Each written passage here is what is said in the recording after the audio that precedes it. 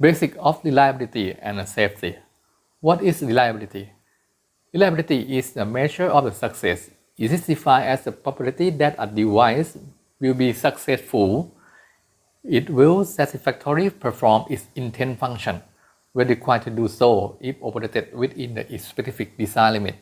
However, to say the system had achieved the reliability, on following aspects must be addressed. The first one, the device intended function must be known. Second one, when the device is required to function, what must be established. The third one, satisfactory performance must be determined.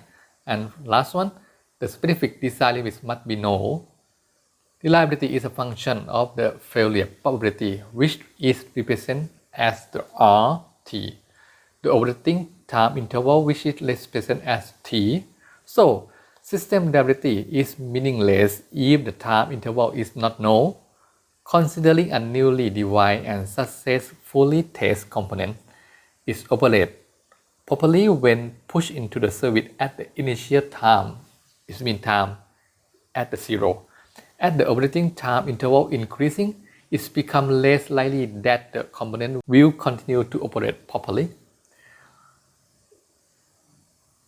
Reliability or RT is a cumulative distribution function. It begins at the probability of 1 and decreases to probability of 0 when operating time intervals t increasing. As following picture, you can see starting point from time at the 0, the reliability is 1, but when the time is go up, reliability is lowering, decreasing up to the 0. And what is unreliability? The unreliability or FT of the component or system is defined as the probability that a component or system experience has failed one or more times during the time interval 0 to the time t. Since any device must be either successful or fail, so the unreliability is one complement of the RT. FT equals 1 minus RT. FT or unreliability is also cumulative distribution function. It begins with the probability of 0 and increases to probability of 1. Several well-known distributions play an important role in reliability engineering. However, exponential distribution is widely used to represent the probability of component failure over time interval. This is the direct result of the constant failure rate assumption. The exponential distribution of the probability of component failure is written as Ft equal to lambda e power minus lambda t for x more than 0. And cumulative distribution function is integral exponential distribution function in interval time. It's written by Fc equal to integrated Ft dt.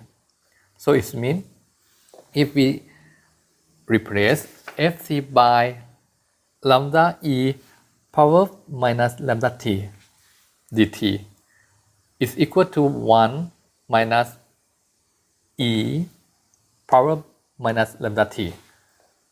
We can call this is approximate probability of failure on demand average. So, unreliability or FT, we can use this formula, and if you not forget, reliability is one complement of unreliability as well. So reliability or RT equal to E power by minus lambda t. Where is the failure rate or lambda is important function in reliability analysis because it provides a measure of the chance in probability of a failure or unreliability Ft over the time life of the component. What is the failure rate? Failure rate, often called hazard rate, is commonly used measure of the reliability that gives the number of the failure per unit time. A quantity of the component exposed to the failure. Failure rate of a group of a component decrease in early life, as the left part of the curve has been called the infant mortality by considering a collection of the component in which a portion of the component have manufacturing defects. The component will be replaced during testing.